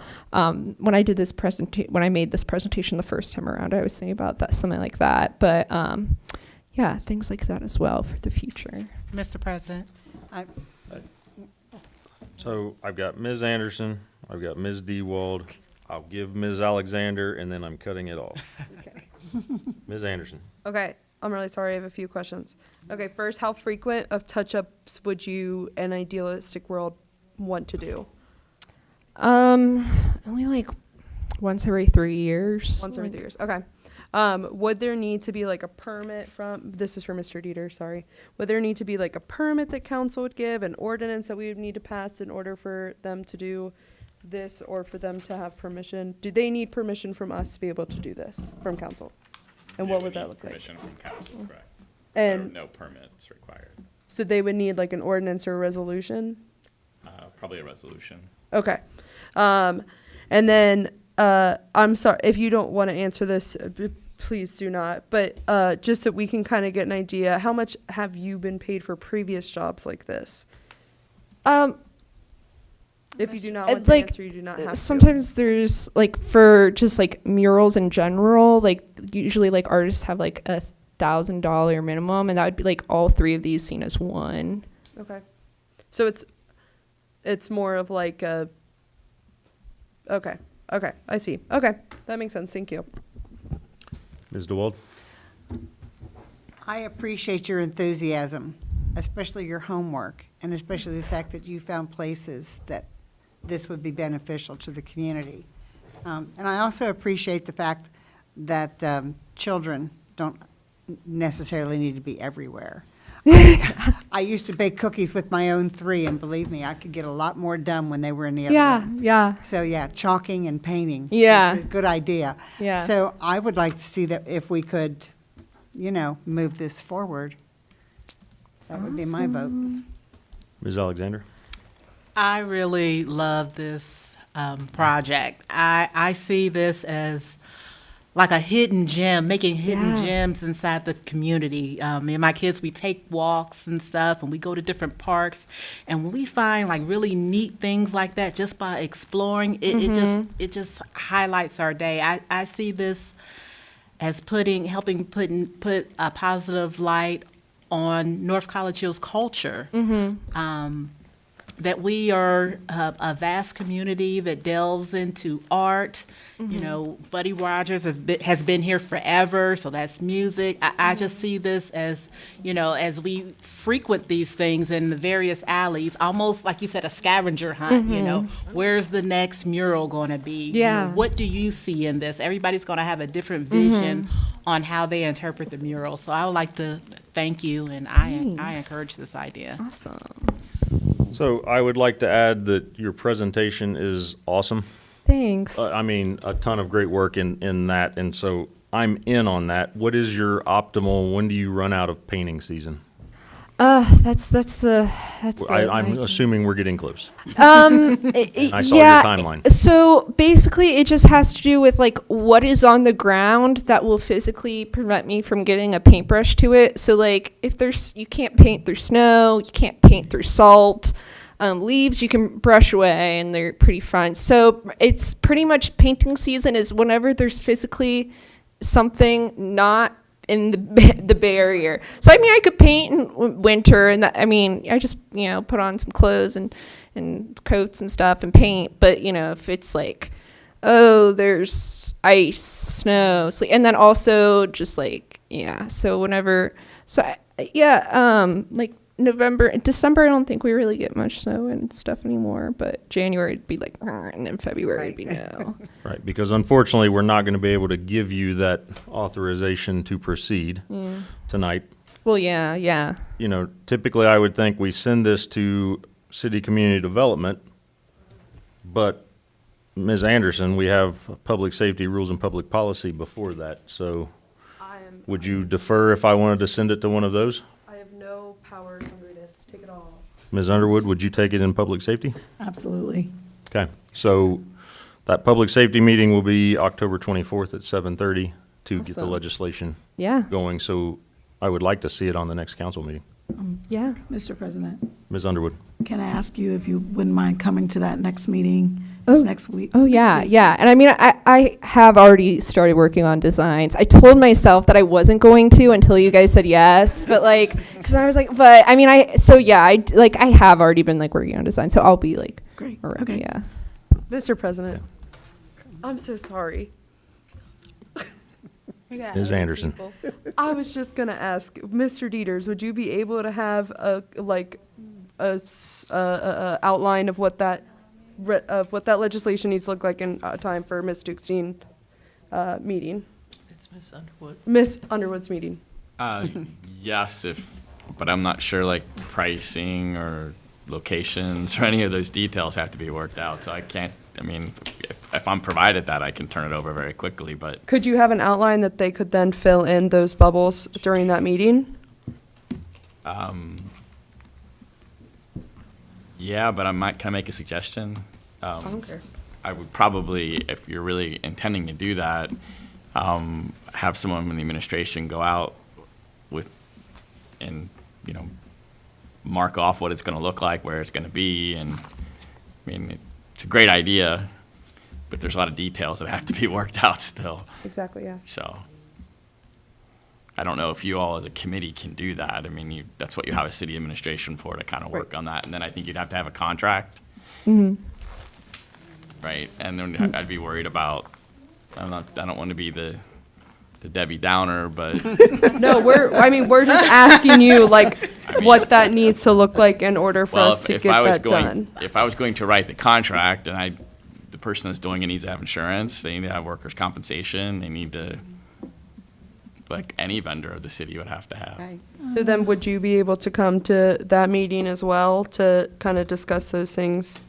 Mr. President, Ms. Underwood? I think that too many lawyers in a room cause problems, so I'm going to say, Mr. Dieters, don't come to that meeting, and we will come back to you and talk to you. Yeah, but I mean, if the details are given to me, I can flip a resolution in 20 minutes. It's just, If I it's just gotta been have the done details. before, we can kind of get some information and Yeah, come work back. smarter, not So, harder.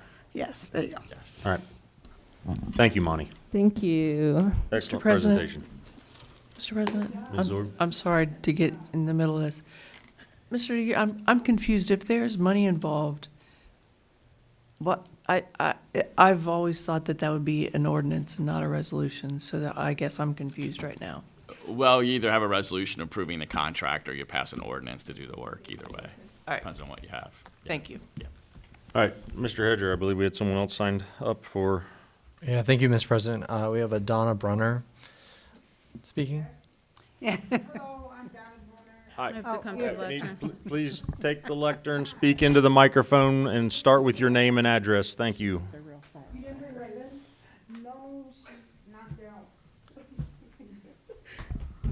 Hello, my name is Donna Bruner. I live at 1475 Dordyne Lane, Cincinnati, Ohio 45231. I've been a resident of North College Hill now for 2 years. Yay. Yay! And I like it. It's fun, it's exciting, and like Monty's presentation was awesome, you know. I love to see that kind of stuff. It's a beautiful thing. But I'm here because I want to get involved. There's a lot of things that I know need to be done here in North College Hill, and I heard you guys talking about a few things like, wait a minute, let me go back to this, like code enforcements or different things. Like when I first got here, it was a corner up here by UDF with the sunflowers. Uh-oh. What, did I strike a would be nerve? Mary Jo and myself. That was our little group beautiful. did I that, mean, that was like beautiful. I mean, it's just the small things. And I seen it going. I'm like, well, where it go? And they were saying the UDF people. I even went to UDF people, and they were like, they own a property or something. You couldn't put. Am I right? Am I correct? Am I going down the right? Miss Orb has more answers than I do. Oh, and that's what they told me, that they couldn't do it. I mean, I was going to get out there and do it because I put on my coveralls and my gloves and my boots, and I jump in and do it. But then they told me about this ordinance. And all this. Huh? I wished I knew you then. Oh, right. You know, and they, you know, gave me the spiel, and it was going down the rabbit hole. So I said, okay, I'll forget about it. But anyway, I'm not going to make this long, but I'm ready to volunteer for whatever out here need to be done. I don't know if it's a committee out here for this or a group of people that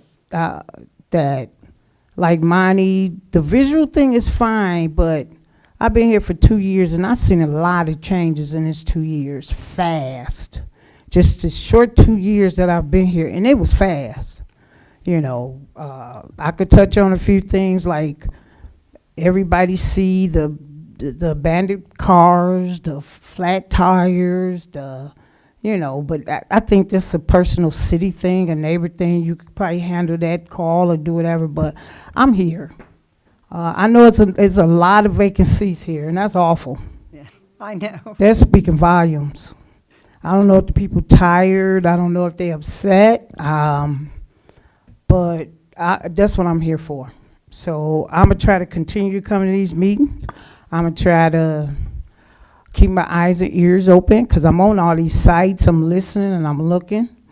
And I'm going to keep bringing my ideas. I'm just going to keep coming. So I like to meet. I'm just in the mirror for the first time. Hello. Hi, everybody.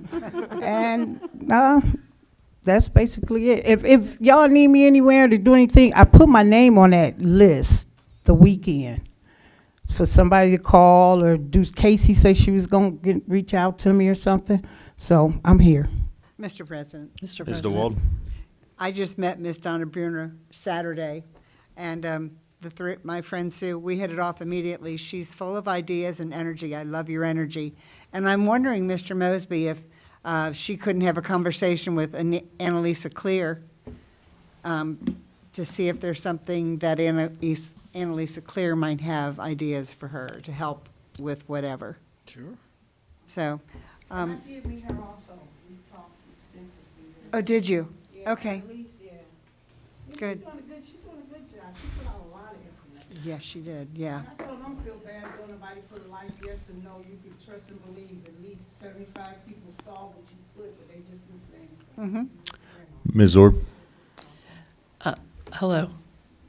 So, if you don't mind, I'd like to have your contact information because, no, I did not do the sunflowers last year, but I do have the seeds and I'm ready to go again. So come spring, we'll be planting. Mr. President. Ms. Anderson. Sorry if you don't want me sharing, but Miss Donna's my backdoor neighbor, and our dogs are dating, and it's really cool. They are. They're dating. It's adorable. But also I know too, not just with Miss Annalisa Clear, but also I know that there are a lot of other administrative commissions and stuff of that sort. I know that there's like the Planning Commission and Tree City, and I know that there are always a lot of openings on a lot of those. Could those also kind of be, I mean, I'm sure you guys already thought of that. Mr. President. Maybe talking with Ms. Donna and seeing if there's a spot there as well. Ms. Nichols. Yes, Ms. Bronner, if there are several committees, it just depends on if you like to get dirty in the sunflowers. You know, however, but you know, we could use you in other places as well. So if we get your contact information, we Mr. can President. talk to see just where you want to go, not necessarily where you fit, but you can make you can grow to fit there. So Mr. President. okay. Ms. Anderson. Sorry, this is not my position at all, so take it with a grain of salt, and I'm definitely stepping out of my lane as a council person here. Should I But stop you? no, no, it's an idea. I'm just saying maybe in the future we could think of more of like a designated area or way that people could sign up or put their name on lists for different committees or different volunteering things too. Just an idea. Ms. Dukestein, did I hear you? Yes. I'd like to say thank you for your enthusiasm. I did not get to meet you on Saturday, but just your presence here kind of gives the overflow of what is going on Saturdays. And again, there are all kinds of different organizations, committees that you can join. There's also the CIC, which is for the community at large, and it mainly focuses on development of this area, like from what we want to see planted here. So it not like flowers, but like businesses. So in those kinds of things. So if your interest is there, that's also an opportunity for you. Okay, thank you. Mr. Hedger, anyone else signed up? No, Mr. President. Okay, thank you. We'll move to legislation.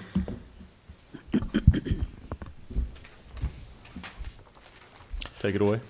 Third reading ordinance number 9, an ordinance authorizing an agreement between the City of North College Hill and the Board of Hamilton County Commissioners relative to the improvements of Hamilton Avenue. Mr. President, Ms. DeWald. I make a motion to approve ordinance 9, 2022. Mr. President, Ms. Anderson. I'll second that motion. Motion by Ms. DeWald, second by Ms. Anderson to adopt ordinance 9, 2022. Any discussion? Mr. Hedger, please call the roll.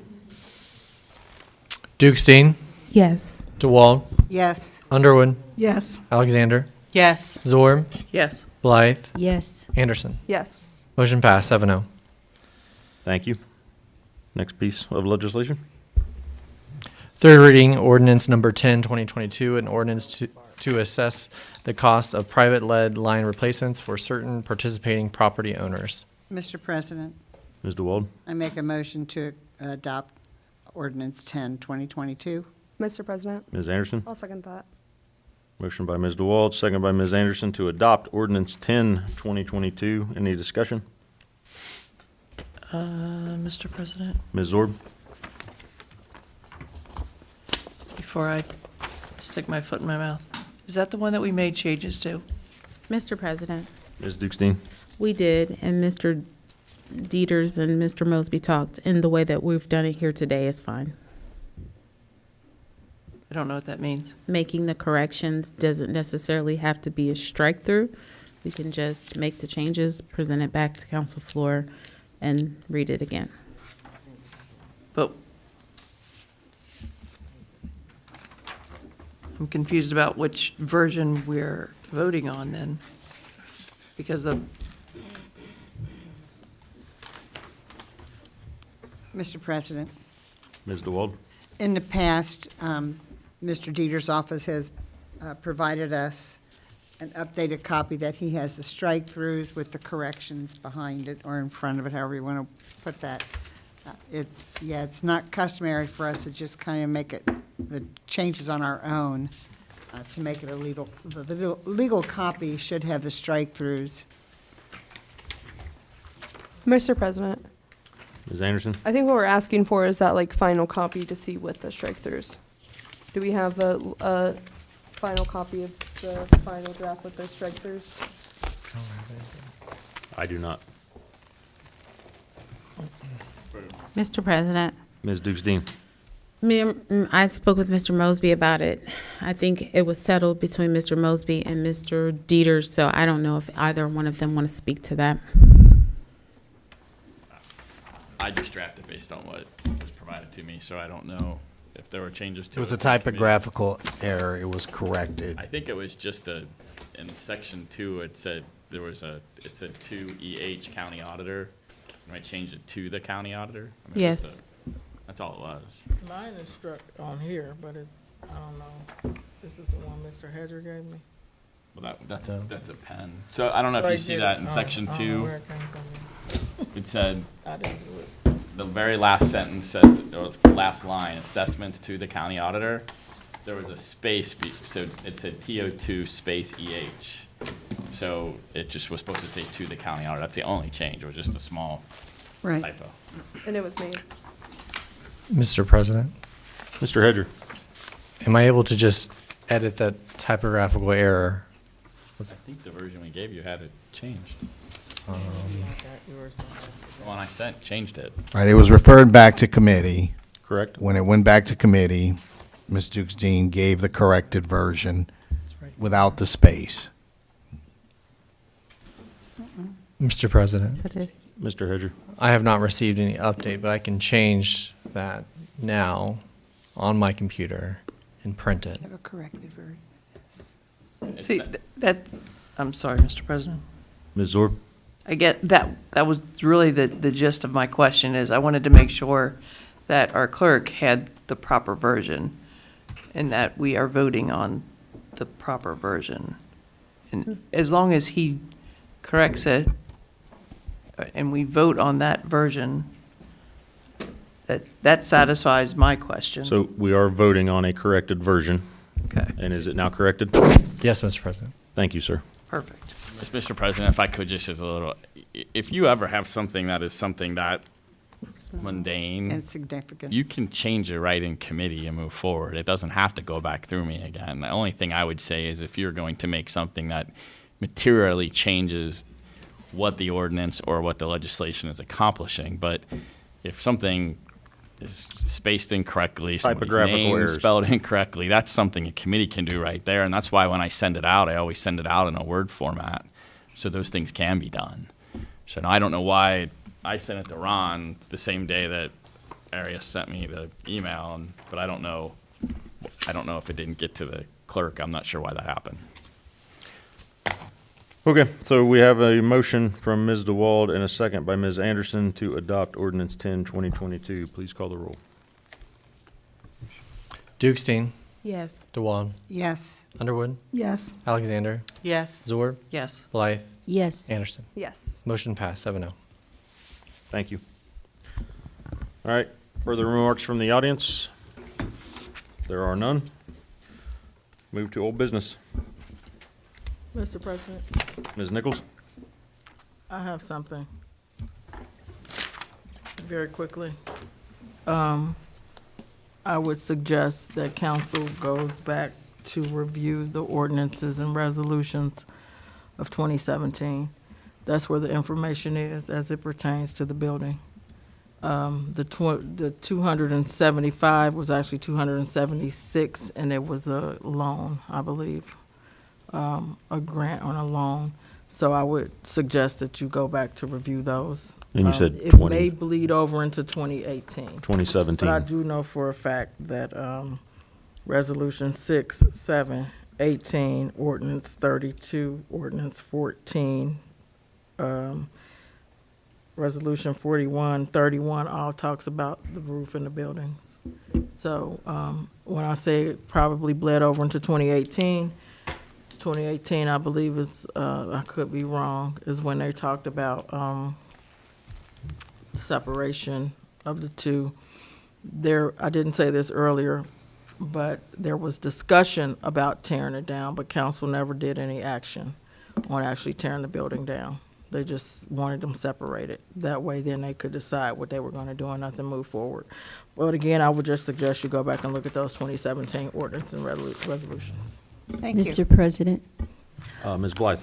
I forwarded the letter to Chris Hedger that I was discussing because I was actually a citizen at this meeting in 2017, and Maureen was the mayor at that time, and at that meeting they actually declared an emergency because I can't remember what, but they had to make a decision about that roof because it was dangerous. They either got a letter or something when she was mayor, but they declared it emergency. And I want to say it might have been September or October of 2017, but I was at that meeting, and it was declared an emergency because that building was dangerous. That was the gist of it at that meeting. Thank you. Mr. President. Ms. DeWald. Ms. Laurie, you are probably close to what the truth is. I know they replaced this roof because this was the part of the building that was being used. And then we chose not to replace that roof because we didn't know what we were going to do with the building. And it was also financial also because at that time the money wasn't there to even Correct. Right. fix That's that. about But that it was $275,000 because it wasn't grant money. It was definitely money that would come out of our budget. It And that's was why we declared didn't an do it. emergency. I remember that Yeah. because it was that serious. Okay. Thank you. Any other old business? Mr. President, if I could maybe suggest something, because I think Go what ahead, you Mr. need Peters. to do for this building, for whatever it's worth, here would be my suggestion. Probably hire or interview a couple architects that you feel comfortable with. Have a group of council people in the administration do that. Have an architect come in here and be given a list of desirables by you as council and by other people, administration, and other people in the city of what they want this building to be. Have an architect go through and build you a plan. And if they do it like they do most of the times I've worked with them in public sector, they will actually itemize out things. So they'll say, you know, do you want the Chevy? Do you want the Buick? Do you want the Cadillac? Do you want to move walls? Do you want to keep walls? And they'll give you an itemized list of things. And then they will also tell you things that must be done, like your priority, right? Like your HVAC systems, your electrical systems, your roofing systems. To say that, you know, these are not nice to have items. These are things that have to have and have to be done first. And they will also usually be able to tell you that if you do it, if you do it all at once, you can expect a certain percentage of savings. If you split it up, while it might be better for you economically to spread the cost out, it might cost you 15% more. I'm just making a number up. If you don't, take that to a committee, have the committee study that, and then come back. I mean, I hate to say it, but if the 7 or 8 of you try to figure this out, we'll be talking about this another 5 years from now. Mr. President. Because none of us have the expertise to deal with it. And I'm not trying to be like, you know, the Dutch uncle talking to the nephew or the niece. I'm just saying, I've sat here for 5 years listening to this now, and I think you spend the money, spend $25,000 to get an architect to come in and say, this is what can be done with this space, right? Or to say, you know what, we think you should get rid of this space. It's not worth investing in, whatever the answer is, right? Ms. Dukestein. I would like to say to that, thank you. That is where we were trying to go. That is what I was trying to say in the committee. It was not set in stone that it would be a building renovation overall, but to get those answers so that we can present that to the other parties to help get suggestions I remember that we had talked about getting suggestions on what it could be if we do go in the direction of renovating the building. We just have to get the information first, and I would hope that you all get back on board and putting this in the Budget and Finance Committee so that we can move forward together instead of separating out. I'm not frustrated, but I know that we need to do it together. And I remember specifically saying that from the beginning. This is not set in stone. This is a journey so that we can get to the right place as a city. Okay, so I'm going to reference back to something Ms. Anderson said earlier, which is put a pin in it. It is in committee, and that's where future discussion can go. Any other old business? All right, move to new business. Mr. President. Ms. Dukestein. So we received an email from Mr. Mosby on October the 14th addressing council, addressing, I believe, the police chief and the fire chief, but I would like to read the email aloud. I strongly encourage, we have some very new groundbreaking development in North College Hill, and we are cordially invited to the groundbreaking of North College Hill's newest upscale eatery and sports pavilion. The time is on Thursday, October the 20th. That will be this Thursday at 10 a.m. I do know for sure that the media is going to be there. I've seen the renderings for the building. It's absolutely beautiful. We have some very exciting new business coming to that area. So I would extend the invitation if you guys can make it to come. It's at 10 a.m. this Thursday. Thank you, Ms. Dukestein. Any other new business? Mr. President, Mr. Hedger. Ms. Dukestein, could you forward that email to me? Thank you. Yes. Mr. President, Ms. Anderson. if there's no other new business, I move to adjourn. Mr. President, Ms. Zorb. I will second that. Mr. President, can I just say something real quick? I promise. I should have done this in my report, but it escaped me. As you know, governmental entities are more and more becoming subject of public records requests. We've had a few of those in the past here. I just want to remind you that it doesn't matter what device the record is on, i.e. if it's on your own private email account, your own private server, your own private phone. If it deals with city business that would be otherwise determined to meet the definition of a public record, you still have an obligation to turn it over. So my strong suggestion to you is that if you need to put something in writing that would, in your mind, potentially be a record that you'd have to, disclose, then use your city email to do it. Don't send a text. You could send a text to say, hey, Dieters, look at your email. I sent you an email. Okay, great. Please do that if you ever send me an email. but really try to refrain from using any other devices or any other mediums, And don't forget, you can also just pick up the phone and talk to people. You don't create public records when you do that. So I haven't really seen it here as a problem, so it's more of a warning or a caution. But I feel like people text so much now, and we don't save our text. So then when you delete a text, if you would have otherwise been considered a public record, you may have deleted a public record. So I meant to say that and I forgot, so I apologize. I didn't want to jump in the middle. Thank you. All right, so we still have the motion on the floor to adjourn for Ms. Anderson, second by Ms. Zorb. Please call the roll. Dukestein, Yes. Tawal, Yes. Underwood, Yes. Alexander, Yes. Zorb, Yes. Blythe, Yes. Yes. Anderson. This meeting is adjourned.